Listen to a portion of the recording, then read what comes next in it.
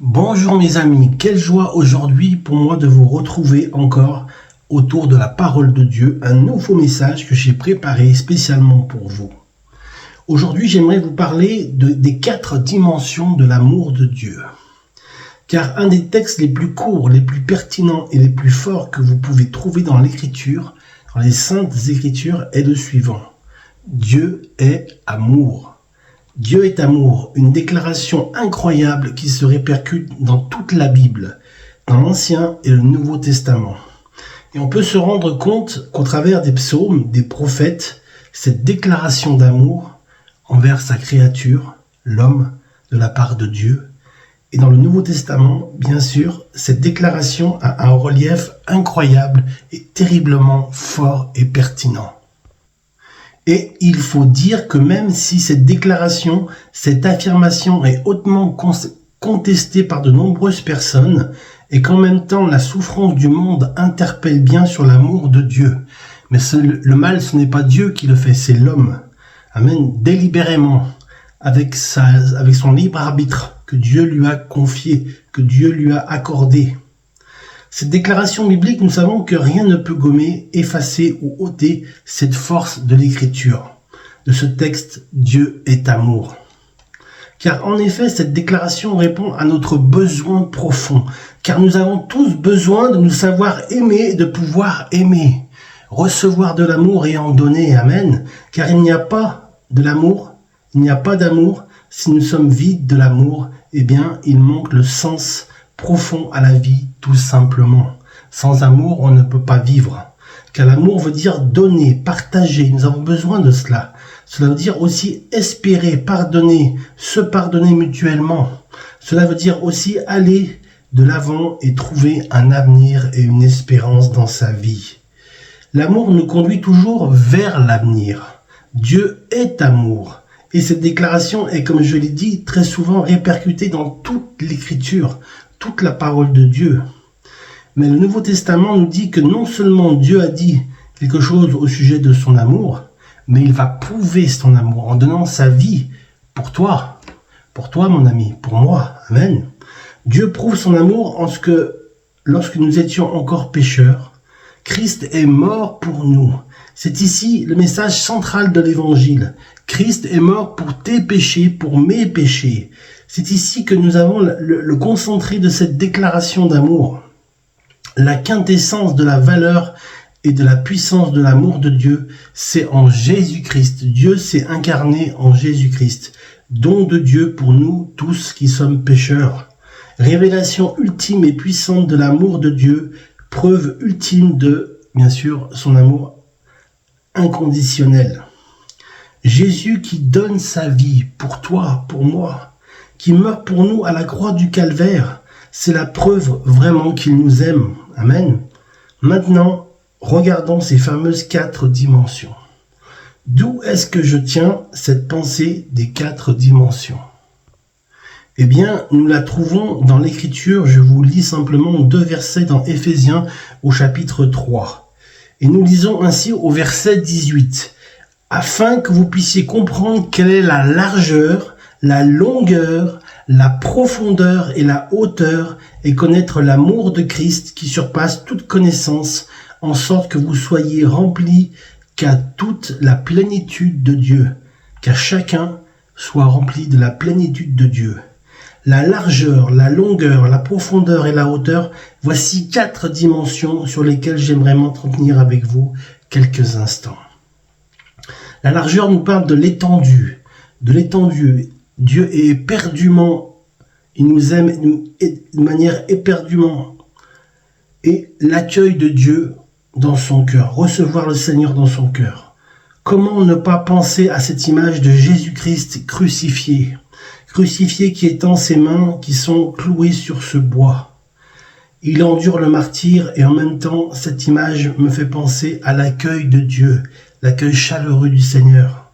Dieu accueille chaque être humain en lui assurant sans exception que tous les êtres humains qui sont sur la terre, et nous sommes près de 8 milliards 300 millions, et voire plus, chacun est accueilli d'une manière personnelle, unique et entière, sans réserve, sans aucune distinction de race, de couleur de peau, d'origine ethnique ou de nationalité. Le salut est pour tout le monde et il vient des Juifs, car Jésus était juif. Le salut est entré dans le monde par Jésus-Christ. Amen. L'amour de Dieu a un accueil sans limite pour toute personne. Il y a de la place devant cette croix pour chacun. Il y a toujours une place au pied de la croix pour toi, mon ami. L'accueil de Dieu, l'accueil de l'amour de Dieu, c'est sa largeur. Qu'en est-il donc de sa longueur? Eh bien, la longueur de cet amour de Dieu me fait penser à sa constance. Il n'y a aucune ombre de variation dans son amour, et aussi à sa persévérance dans la durée, sa patience aussi. L'amour de Dieu est donc patient. Il est incroyablement patient envers sa créature, l'être humain. Comment Dieu peut-il supporter tant de mal qu'il repère et qu'il voit en une seule fois, en un seul regard, on va dire, comment peut-il voir tant et tant de mal commis sur la terre? Lui qui a créé les cieux et la terre au commencement. Genèse 1:1. Nous ne supporterions même pas un instant de voir tout cela, et pourtant l'amour de Dieu est long dans sa patience, sa longanimité, la patience de Dieu, la longanimité de l'amour de Dieu, j'allais dire. Eh bien mon ami, cette longueur de l'amour de Dieu nous fascine et c'est comme si le soleil brillait toujours au maximum de sa force à chaque instant. Le soleil de Jésus. Amen. Il brille dans nos cœurs. Le soleil est à son zénith. Amen. C'est ainsi que cette longueur de l'amour de Dieu parle de sa constance et il nous aime aujourd'hui et demain et il nous aimera de la même façon, de la même force aujourd'hui et demain, après-demain, encore de la même intensité. Vous êtes toujours aimé de cette manière. Je suis aimé de cette manière, de cette puissance, la puissance de l'amour de Dieu. Tout comme le soleil, lui à son maximum à chaque instant sur ma tête, sur ma vie. L'amour de Dieu, ce n'est pas un amour si je m'améliore, si je suis meilleur, si je change, non. L'amour de Dieu est inconditionnel. Il ne change pas. Il est le même hier, aujourd'hui et éternellement. Amen. Il est sans limite. Sa limite, il est illimité. La troisième dimension, c'est cette profondeur de l'amour de Dieu qui va s'abaisser jusqu'à atteindre le plus profond, le plus bas de notre vie. Celui qui est enfoncé au plus bas de sa misère, de sa détresse, de sa souffrance. L'amour de Dieu peut atteindre dans les profondeurs, dans les méandres de ton cœur. Écoutez ce texte dans le psaume 40 où il est dit « J'avais mis en l'Éternel mon espérance et il s'est incliné vers moi, il a écouté mon cri, il m'a retiré de la force de destruction. » J'étais Jonas qui va dire « J'ai été jusqu'aux racines des montagnes et c'est de là que Dieu m'a ressorti. » Amen. De l'abîme, du fond de l'abîme, Dieu m'a ressorti. L'amour de Dieu et cette capacité, cette puissance de nous atteindre jusqu'au plus profond de nos détresses, jusqu'au plus profond de nos besoins.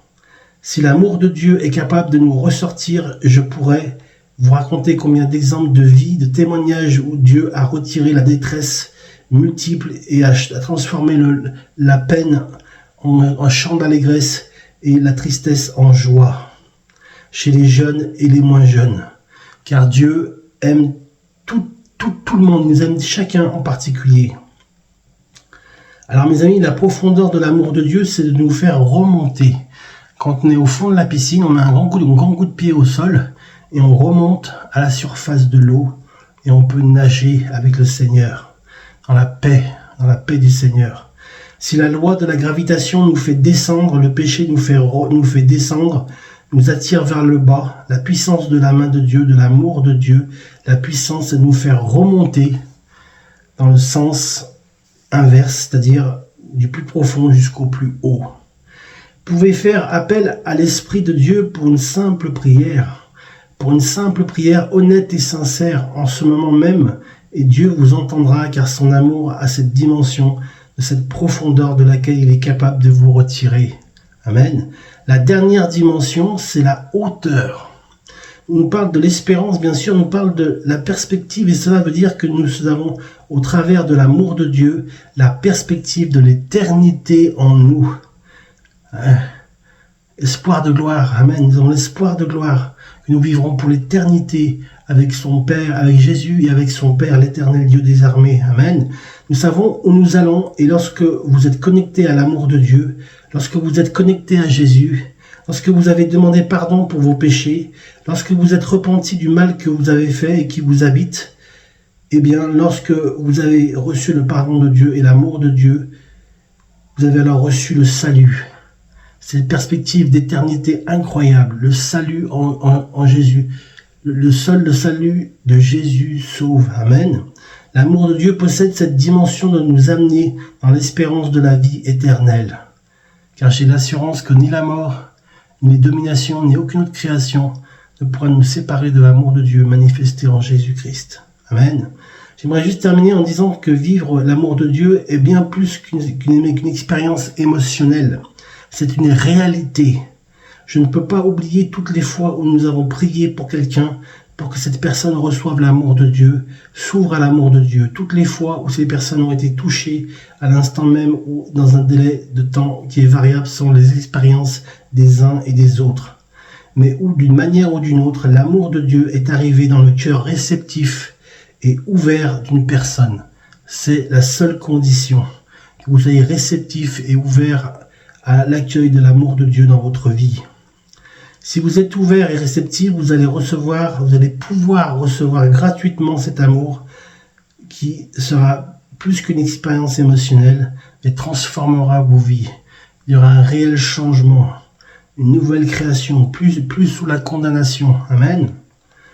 Alors, cela a eu un effet global sur ma vie lorsque j'ai donné ma vie à Jésus, sur mon avenir. J'étais en paix pour mon avenir, je ne m'inquiétais pas. Mon avenir est dans les mains du Seigneur. L'amour de Dieu demande une réponse à vous, à moi, à chacun de nous, de répondre personnellement à l'amour que Dieu nous tend, à l'amour que Dieu nous donne, gratuitement. Il nous donne gratuitement sans rien attendre en retour, si ce n'est ton cœur. Car là où est ton trésor, là aussi sera ton cœur. Amen. Selon Éphésiens chapitre 3, c'est sa largeur, c'est sa longueur, c'est sa profondeur, c'est sa hauteur. Que Dieu vous bénisse alors que vous allez vous-même partir à la découverte de ces 4 merveilleuses dimensions. Que Dieu vous bénisse. Amen.